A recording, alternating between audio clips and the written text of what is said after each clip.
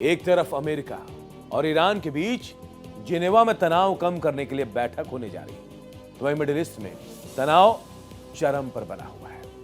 दुनिया का सबसे बड़ा विमान वाहक पोत US Gerald R Ford Caribbean Sea से मिडिल ईस्ट की तरफ निकल पड़ा है।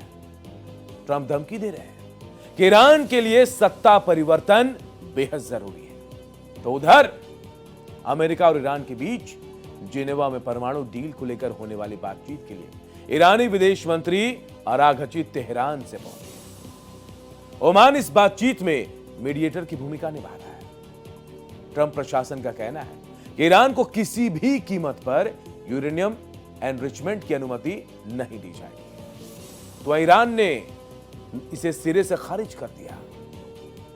अमेरिका और ईरान में क्या बात बनेगी या फिर बिगड़ेगी? अराघची के जिनेवा यात्रा का मकसद दोनों देशों के बीच परमाणु कार्यक्रम को लेकर जारी तनाव को कम करना है। पिछले हफ्ते ओमान में पहले दौर की बातचीत के बाद अब स्विट्जरलैंड की राजधानी जिनेवा में दूसरे दौर की बातचीत हुई है। आपको बता दें कि अमेरिका और ईरान के बीच बढ़ते तनाव को कम करने के लिए कूटनीतिक समेत कई स्तरों पर कोशिश हो रही है। अब मंगलवार यानी कल जिनेवा में दोनों देशों के तेहरान परमाणु कार्यक्रम पर दूसरे दौर की वार्ता होगी और इसमें ईरानी विदेश मंत्री अराघची के साथ ईरानी प्रतिनिधिमंडल भी शामिल हो रहा है। जिनेवा में अराघची स्विट्जरलैंड और ओमान के विदेश मंत्रियों से भी मुलाकात करेंगे। साथ ही अंतर्राष्ट्रीय परमाणु ऊर्जा एजेंसी IAEA के महानिदेशक राफेल ग्रासी से चर्चा भी करेंगे। उधर ईरान दावा कर रहा है कि उसका परमाणु कार्यक्रम शांतिपूर्ण है, लेकिन वो 60% शुद्धता तक यूरेनियम एनरिचमेंट कर रहा है, जो हथियारों के ग्रेड के बेहद करीब है। ट्रंप प्रशासन का कहना है कि ईरान को किसी भी कीमत पर यूरेनियम एनरिचमेंट की अनुमति नहीं दी जाएगी, तो ईरान इसे सिरे से खारिज कर रहा है। परमाणु वार्ता फेल हुआ तो हमला तय है, यह भी माना जा रहा है।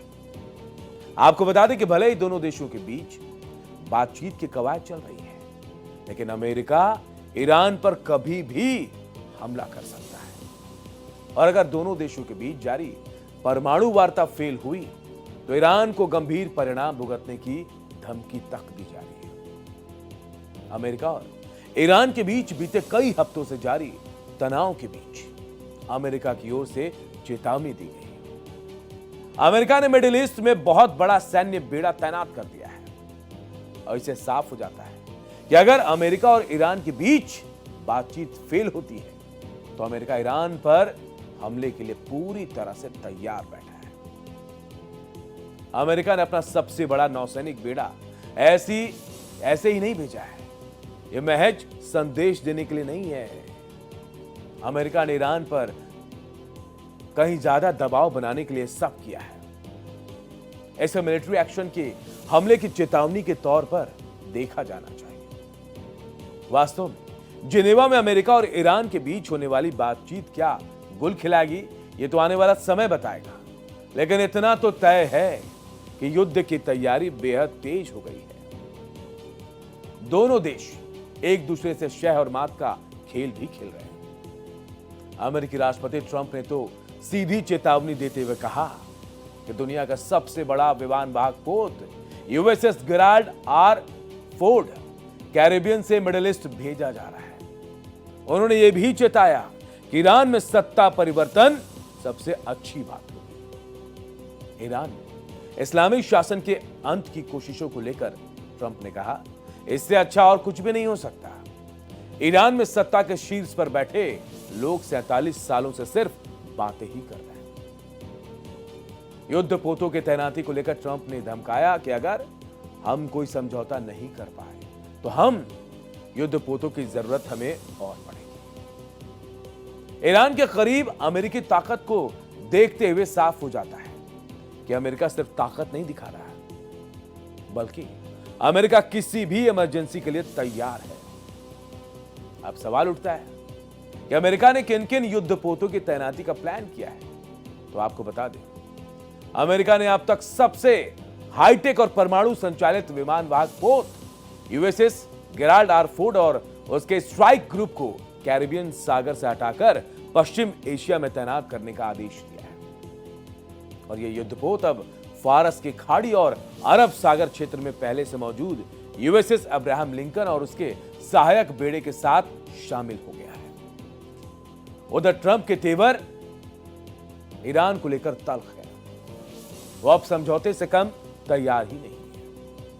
लिहाजा ईरान को डराने के लिए उन्होंने अपने सबसे बड़े aircraft carrier USS Gerald R Ford को पश्चिम एशिया में तैनाती के लिए रवाना भी कर दिया। दुनिया जानती है कि इससे पहले अमेरिका ने अपना aircraft carrier USS Abraham Lincoln को ईरान के करीब तैनात कर रखा है। दूसरा aircraft carrier USS Gerald R Ford मई तक कैरिबियन सी में ही रुका भी रहेगा।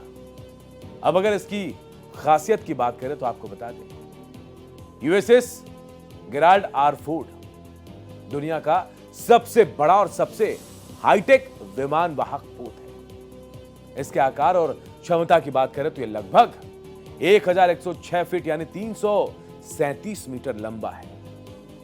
इसका डिस्प्लेसमेंट करीब 1 लाख टन है और यह एक साथ 75 से अधिक लड़ाकू विमान जैसे F-35C और FA-18EF सुपर हॉर्नेट को ले जाने में सक्षम है। इलेक्ट्रोमैग्नेटिक एयरक्राफ्ट लॉन्च सिस्टम इसमें पारंपरिक स्टीम कैटापुल्ट के बजाय चुंबकीय शक्ति का उपयोग करके विमानों को लॉन्च किया जाता है। ऐसे विमानों पर कम दबाव पड़ता है और वो भारी हथियारों और अधिक ईंधन के साथ तेजी से उड़ान भर सकते हैं।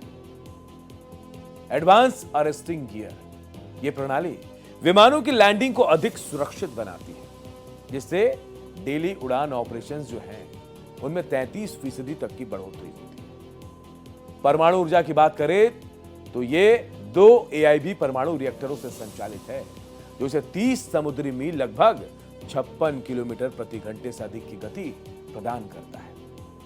इसे 20-25 सालों तक ईंधन भरने की आवश्यकता ही नहीं होती। ये तो आपने देखा कि किस तरह से अमेरिका ईरान की घेराबंदी कर रहा है। वह हम आपको ईरान की घातक मिसाइलें और उनकी पावर जो है मिसाइल की वो भी बताते हैं। और ये पावर ऐसी कि जिससे दुनिया की सबसे ताकतवर सेना भी खौफ खाती है। हम आपको बताते हैं आखिर ईरान के पास ऐसी कौन सी घातक मिसाइल है जो मिडिल ईस्ट में अमेरिका के सैन्य ठिकानों को नुकसान पहुंचा सकता है। ईरान के पास घातक मिसाइल कौन सी? पहला है खुर्रमशहर 4, खतरनाक मिसाइल है। खुर्रमशहर 4 को ईरान की सबसे ताकतवर बैलिस्टिक मिसाइल माना जाता है और इसकी रेंज 2000 किलोमीटर से ज्यादा है। इसकी रफ्तार मैक 8 है और जिसका वारहेड 1500 किलो तक का है। और इस मिसाइल की खास बात यह कि ये मोबाइल लॉन्चर से दागी जाती है, यानी इसे पकड़ पाना बेहद मुश्किल है। विशेषज्ञों का मानना है कि यह मिसाइल किसी भी हिस्से को निशाना बना सकती है। फतेह 2 ये दूसरा घातक मिसाइल है ईरान का। फतेह 2 को ईरान की पहली हाइपरसोनिक मिसाइल कहा जाता है और इसकी रफ्तार मैक 15 लगभग 18,000 किलोमीटर घंटा और रेंज 1400 किलोमीटर। इतनी तेज रफ्तार के कारण मौजूदा मिसाइल डिफेंस सिस्टम इसे रोकने में नाकाम हो जाते हैं और यही वजह है कि अमेरिका और अमेरिकी सैन्य ठिकाने और इजरायली एयरबेस इसके संभावित निशानों में माने जाते हैं। सजील 2 तीसरा खतरनाक मिसाइल है। सजील 2 एक 2 stage solid fuel ballistic missile है। इसकी रेंज 2500 किलोमीटर, लॉन्च टाइम सिर्फ 2 मिनट और सटीकता 50 मीटर के भीतर। इसका मतलब कि दुश्मन को जवाब देने का मौका भी नहीं मिलता। इसे छिपा कर रखना आसान है, जिससे इसका पता लगाना बेहद मुश्किल हो जाता है।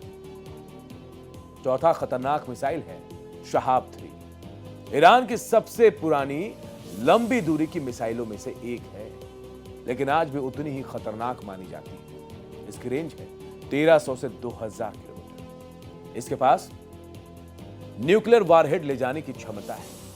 कई अपग्रेड के बाद आज भी यह ईरान की लॉन्ग रेंज स्ट्राइक क्षमता की रीढ़ मानी जाती है। जुल्फिकार पांचवा घातक मिसाइल है जुल्फिकार। एक शॉर्ट रेंज बैलिस्टिक मिसाइल है। लेकिन इसकी सटीकता इसे बेहद खतरनाक बनाती है। इसकी रेंज 700 किलोमीटर और सटीकता 10 मीटर के भीतर। इसे खासतौर पर सऊदी अरब, यूएई और क्षेत्र में मौजूद अमेरिकी सैन्य ठिकानों को ध्यान में रखकर बनाया गया। इस तरह अमेरिका और ईरान के बीच युद्ध शुरू होता है तो यह युद्ध सिर्फ हवा या जमीन तक सीमित नहीं रहेगा, बल्कि समंदर के लहरों पर भी महाविनाशकारी होगा। खामनेई अमेरिका को धमकी दे रहे हैं तो ट्रंप भी चेतावनी दे रहे हैं कि उनके पास दुनिया की सबसे बड़ी सेना है।